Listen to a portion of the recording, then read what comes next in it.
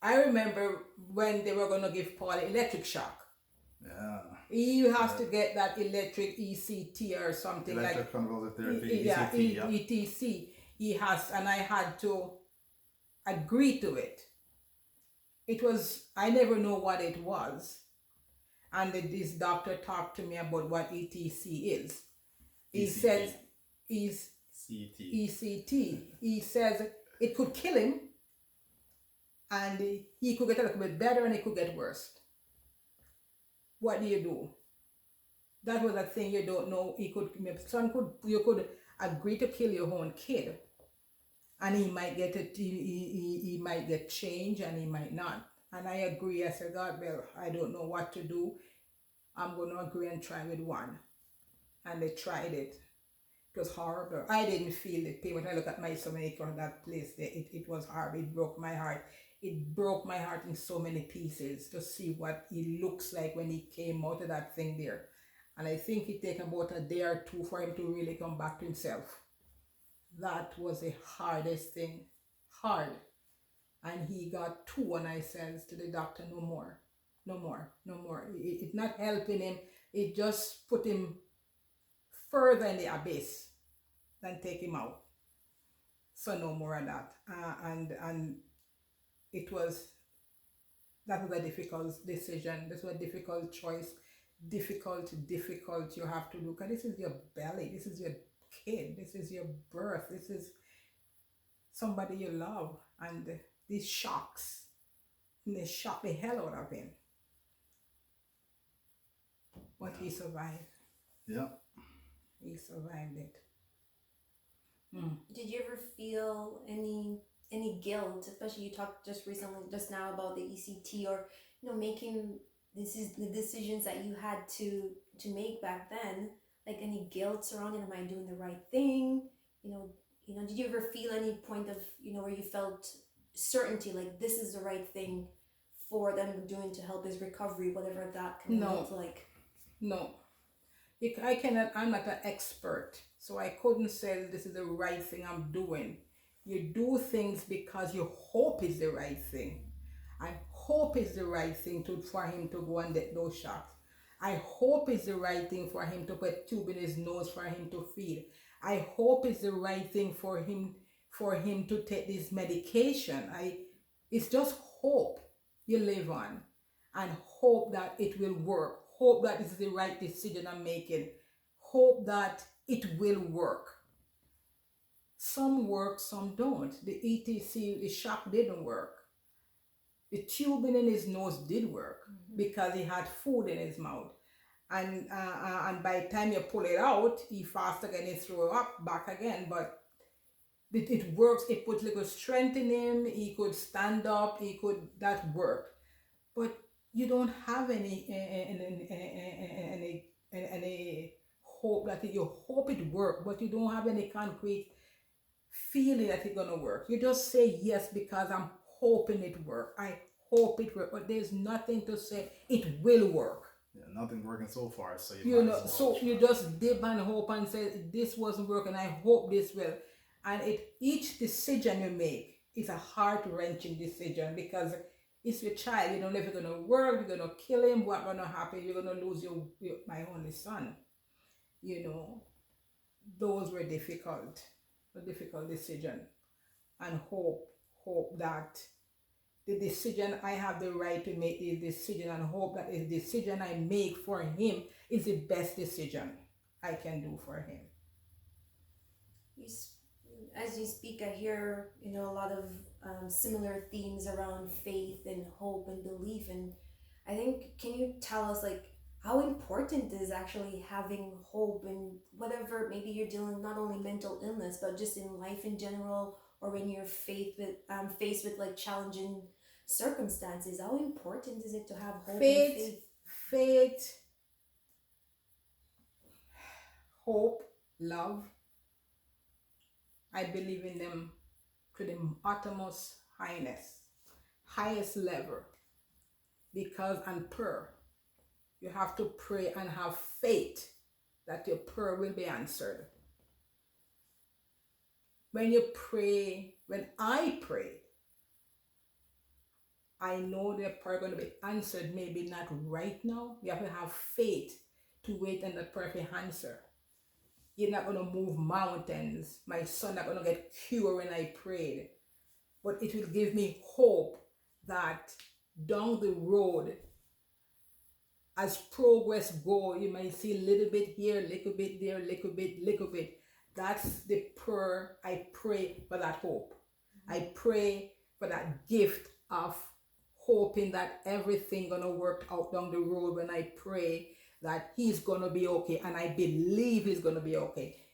Not believing that he's gonna be where he is today, but believe he's gonna leave the hospital, he's gonna be able to live a good life with medication. Never in my wildest thought that my son gonna reach a state where he has no medication. That's beyond hope, beyond belief, because I never believed it would happen. But God see it. And my hope and prayer come through. And that is blessings. Blessings more than I could. Sometimes I feel so blessed with myself. Sometimes I can hardly contain it, because he was hopeless. It was hopelessness, and it become blessing. What more can you ask for? So when parents see your kid going through all these things, it's hard like hell. It's tough. But pray. If you don't pray, you don't believe in prayer, who you believe in, pray and have hope that one day down the road, it might not happen overnight, because it took Paul 10 years for him to reach where he is today. To pray that one day, and have faith and believe in it. Believe in the higher power, and believe in your child. Listen to them, listen and love them no matter what, because they're yours. You give birth to them, and they're babies, and when they're sick, they become babies again. All over babies again, and they need you. Even if they push you away, I don't need you. They need you. You know they need you, but they don't know then that they need you.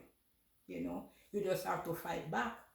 I'm doing this because I love you. You love me, love it. Blah, blah, blah, blah, blah. You have to be there for your child no matter what. Because that's what's going to bring them through, love and belief. And when you have your whole family around that person to hug them, if sometimes you don't even want to hug, but you hug yourself, you're hugging them. That's a blessing.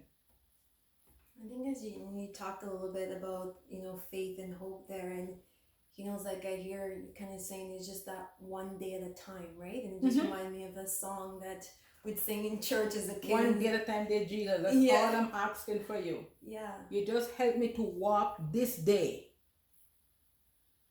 Show me that way, one day at a time.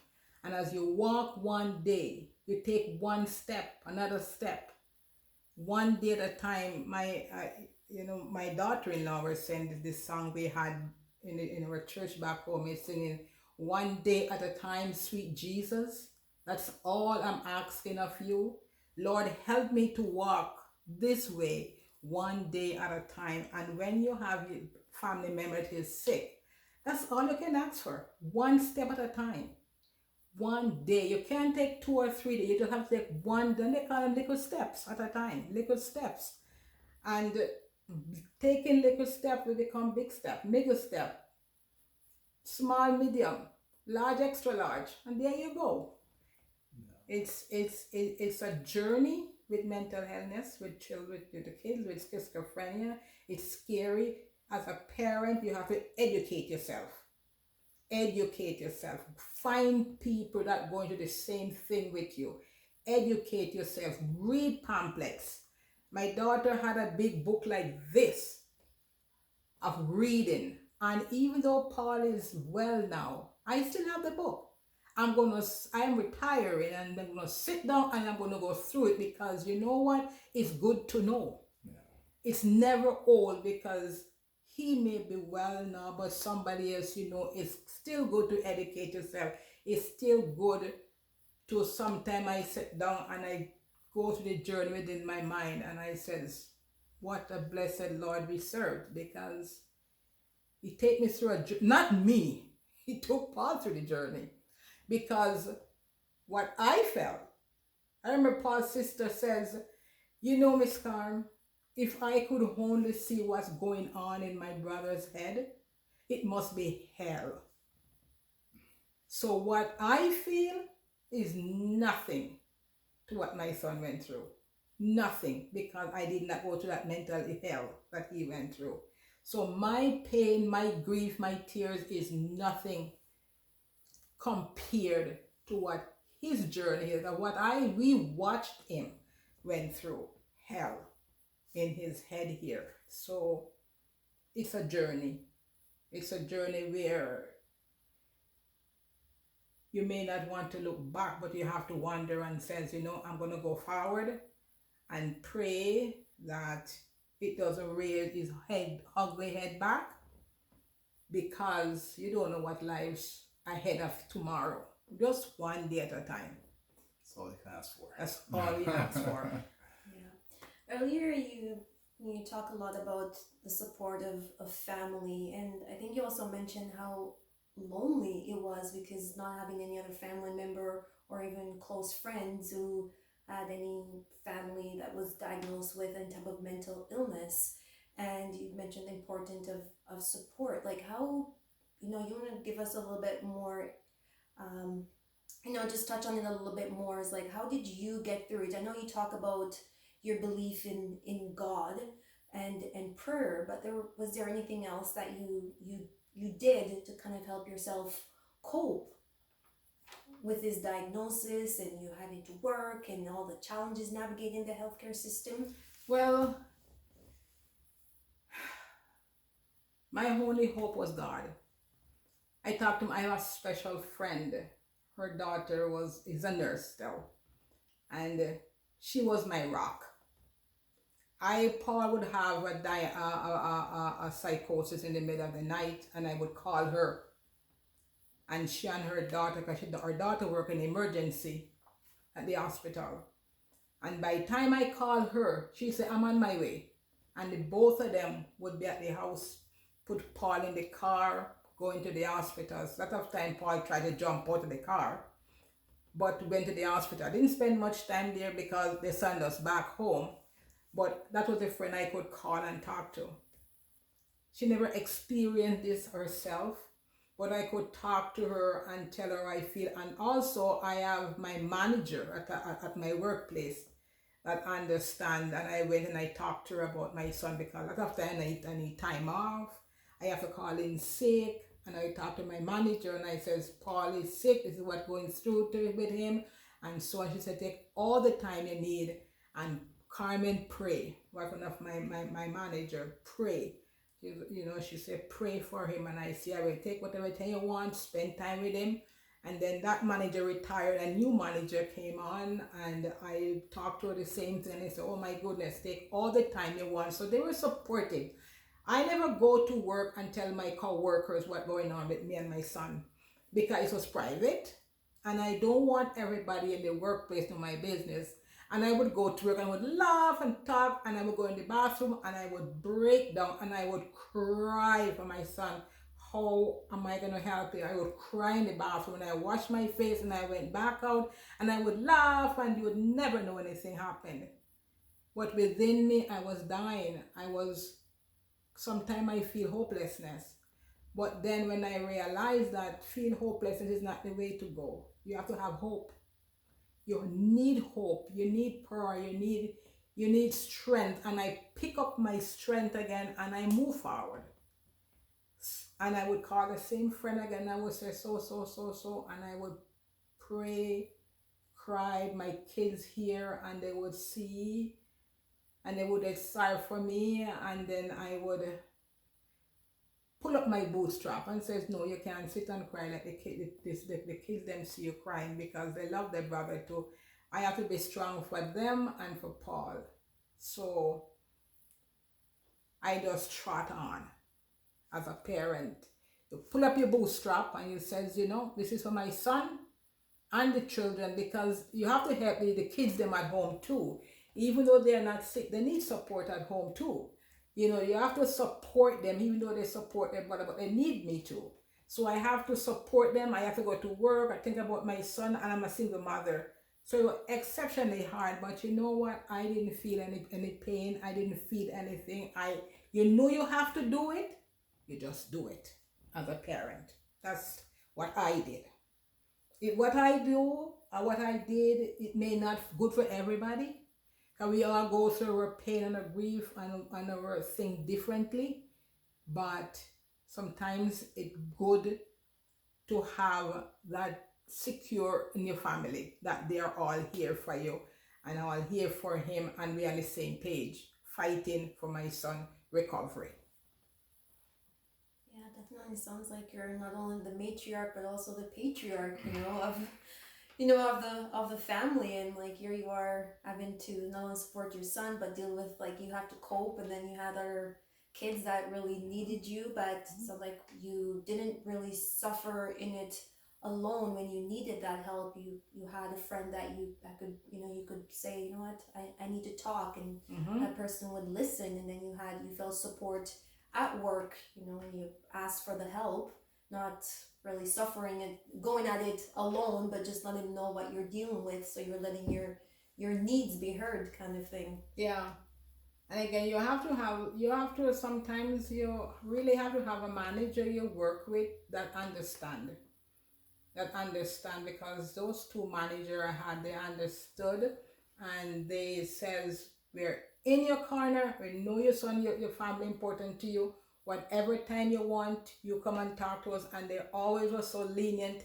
I called and I says, Paul is sick, you don't have to come into work. They always were there. But as my co-worker in where I work, I never discuss anything with them, because that's my private business. It's private, and I never want this to be out, except my one friend, which is not in the workplace. Because sometimes when you go to work and you have problems and you take it to work, it affects you. And it affects all the people around you. So you go to work with a good attitude, as if nothing is wrong and everything will be fine. But when you go to work sad and long face and droopy, it affects your next co-worker, because you say you're unhappy, and it affects that person, and it affects that person. So you have to put on a good face, go to work, do your job, the best job ever, as if nothing in your life worries you, or everything is okay, and everything will be fine. And that's what I did. You talk about, a little bit with the culture and not really seeing maybe many people in your family dealing with mental illness. Did you ever feel any type of stigma, like when you share that with any other family members, or just anyone, when you talk to your bosses at work? Did you ever feel any stigma, especially with mental illness? There's often a little bit of stigma that's there. Did you ever feel that when you talk to anyone about the only stigma I felt was when I went to church. That was the only stigma in the church. And the church supposed to be there as a building block for you to go and lean on. The church is there for you to go and to get prayer and to get understanding and empathy. The only stigma, if when I went to church, the first thing they say is your sin. It's because of what you done wrong while your son's sick. That was a stigma. And I felt it nowhere but in the church. And because of that, I stopped going to the church. Because the church is a place where I asked the pastor to pray for my son, and they says no. Because mental illness is sin. So you would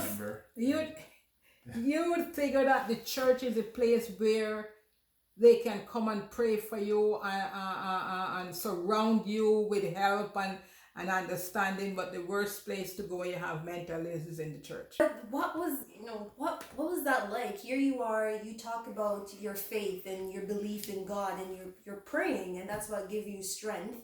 And this is you went into the house of God, and these are representatives of God, and here they're telling you, that your son being diagnosed with mental illness is your sin.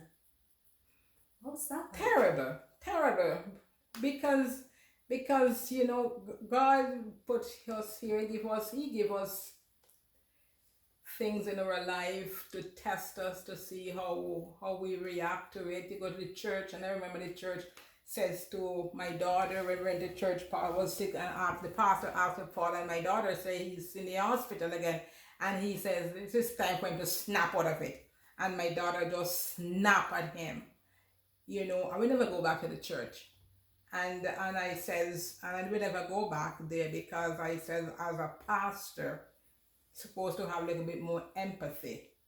And there you go to the church, you want them to have empathy, but all they can tell you is that you sin. Or it is your sins, Scarm. If you come to church and pray and join us in church, then Paul will get better. Never work that way. Never work that way.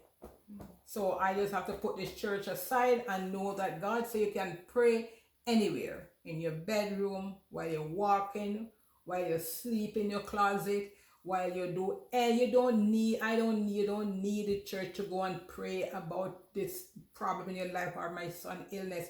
I can do it at home, while I'm walking, while I'm working, while I'm sitting down. And that's what I do. I don't go to the church for that. I pray to God in my thoughts every day. With lots of times people have this, I guess it's the type of thing, people believe that people with mental illness, and sometimes specifically schizophrenia, that they're dangerous. Like, did you ever find found Paul to be dangerous or threatening at any point, especially during the psychotic episodes? Yes, Paul was dangerous to himself. Paul was more dangerous to himself because of fasting, not eating, throwing up biles. I've never seen anyone in my life fast 60 days without eating. My son did that. And I says, Paul, and he said, Miss Scarm, okay, I'm going to fast 20 days. And I'm going to start to eat. When 20 days come, he say, oh, you know, Miss Carm, I break the wall down, and when I break it down, there's one more wall to see Jesus, so I have to break another wall down.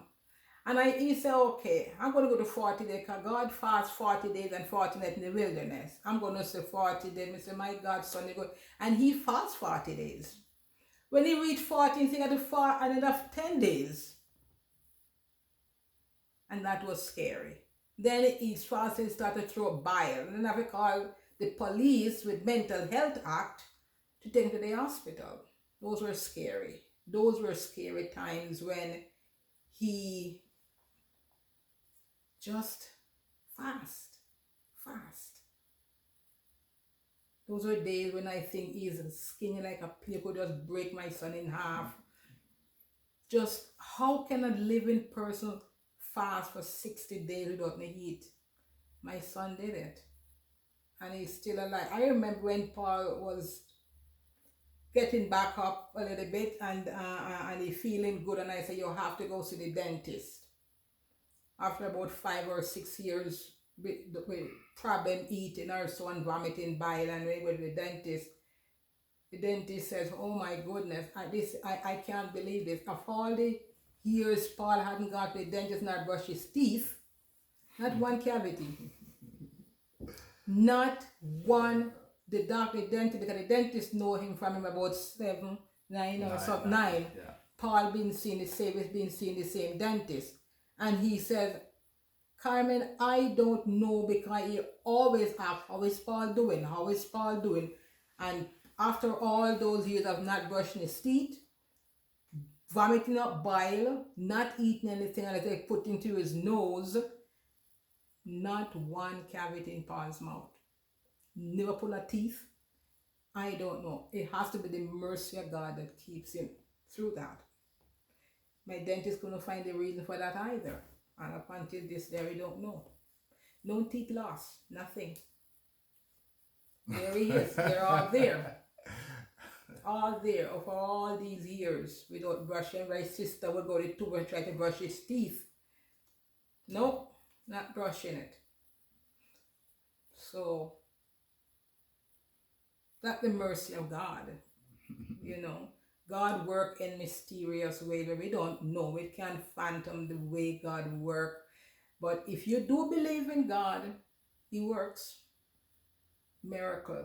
Sometimes in way we don't really expect it or know it, but it does, because there He is right there beside me, going on 40 after all these years of mental illness. Went back to school, went to Nate, get his driver's license, and I can't even drive chicken, much less to drive a car. And my boy get his licensed electrician. After all what he gone through, there's hope.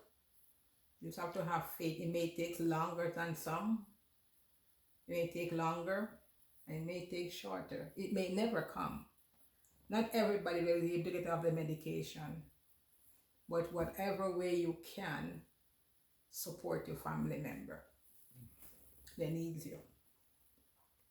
He talked about fasting and how dangerous that was to himself. Like, when he was going through the psychosis, did he ever display like any behaviors or actions that made you feel afraid, or his sisters maybe feel afraid of him? No. Paul never have nothing to say. He's threatening or anything like that when he was in his psychosis, because Paul was most likely to himself. But when he was returned, when he discharged in the hospital, and the doctor didn't want him to go, and I didn't want him to go to the mental ward, and I want him home, what I did, I put all lock and key on all the girls in room for their protection. He never throw anything, but just for them to be safe. On my room, I didn't, because I figured if I need or he needs me, I can jump up and I can go and see my son. But on their room, I said, this is it. If you want to lock your door, you lock your door. If you don't want to, it's up to you. And I took away all the knives. Yeah.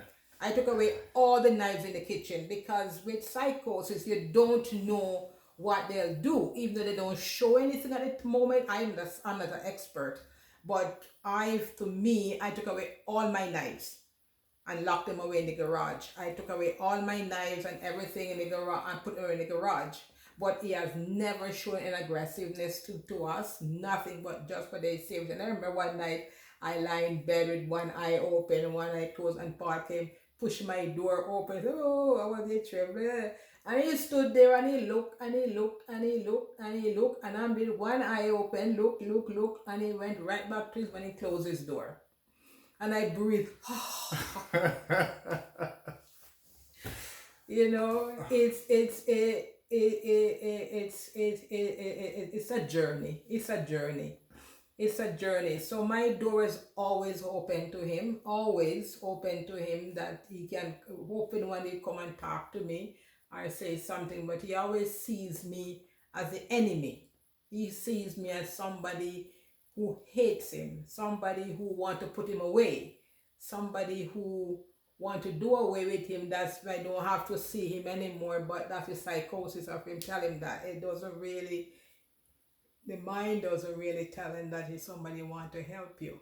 But I know that his thinking is just because he's sick. Because I know he loved his mother to death. It's just his thinking because he's not thinking straight. Yeah. Earlier you mentioned that Paul had called you and he wanted to stop his medications. Was that like the first time? Was there a progression? Did he wean off medications and then start again? No, Paul used to come home and take his medication. He would give me his medication, and he opened his mouth and he put it, and then by the time I left, he threw it in the garbage. Because I think the medication makes Paul nervous. He shakes and put on so much weight. So it was a bit of not take. And sometimes I say to him, don't take the medication tonight, because the pills them are horrible. Don't take the medication tonight, or don't take the medication tonight, or take it tomorrow. But when I was home and he called and he said, Scarm, I need to live. I cannot live with the medication. I can't survive on it. I can't think on it. I would like to stop taking it. And I said, son, I don't know what I'm gonna do, but you know what? let's try, see, don't take it, and then we'll see what happened after. And he says, okay. It never take any sense. Yeah, there was some times also where before when I would stop taking my meds, usually when I'm going to start fasting again, I'd stop taking the meds and then I end up going and fasting. So there was like a, that's kind of Like yo-yo, it was a yo-yo. Yeah, it was back yo-yo. and forth. Yeah, that was, and that's why one of the reasons why the doctors felt like I had to be a med because my history was I stopped taking meds, I go back to the old situation, and then Yes, yeah. When he takes yeah. the meds, yes. When he Yeah. takes the meds, when he don't take the meds, say let me try not to take the meds, and then he go back to fasting. Yeah. Then he go back to the fasting, and then we end up again go back to the hospital again. Situation over again. All over, yeah. The last time when I stopped was where I went and I told the doctor that I was going to stop, and then that's where he said that within 6 months you'll be back in the hospital. Yeah. And that was the time. Yeah, that's the time when I asked him if you wanted 1% to get better, and he says no, you're not the 1%. You'll be back, and he says you'll be back in 6 months. Yeah, within 6 months, and it's been how many years since then? I haven't been back, so It was a journey back and forth.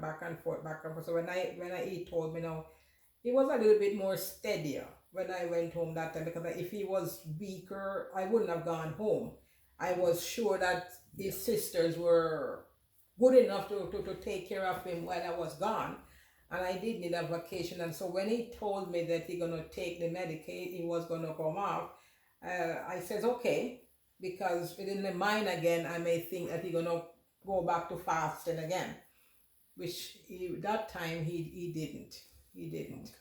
So I have one last question here for you, and you probably touched on it a little bit more, but just to end our segment here, what advice would you give a mother, a father, a son, a daughter, a wife, or even a husband who are presently in a similar position as you were with Paul throughout this journey of living with schizophrenia? My advice to anyone out there that have a family member or friends or anyone, don't desert them. They need you. They may feel or think they don't, but stick with them. As a parent, if your family member, your daughter, your son is underage, I reached 19, even the underage still I reached 19 as I did, go to the courts and become the legal guardian and take control. It's a ups and downs. It's a roller coaster. It's a everything you can imagine, never terrible. But if you love that child, you have to stick with it. Don't desert them, because when you desert them, I was worried about my son would run away and end up on the road homeless. That would kill me. I don't know how would I find him. So stick with your family member. Don't care what nobody wants to say. It's not a shame. It's not shame, and it's not our fault while our family member has schizophrenia or whatever mental illness they have. It's not our fault. We don't know what it happened, but stick with them. Love them, take care of them, fight for them. Fight for them to have a life, because if you don't, they won't have a life. Stick with them and be strong. Educate yourself. Join a group that have this mental illness there and learn from them. Listen to other people who come in and they experience. Ask questions. Always reach out, because there's always somebody there to reach out and grab your hand to help you across. Love. The most important thing is to love your loved one. Never waver with your love. Even though they think you don't, even though you think they hate you, that's nothing. You know you love them. And all you can do is love them back and be there for them in their corner and fight like hell in the mental health system to have your loved one back. And thank you so much for listening. Awesome. Thank you. I appreciate you. Thank you very much. So there you go, everyone. This is it. Long video, but we're gonna break it up, and yeah, hopefully it helps and you appreciate it. See ya.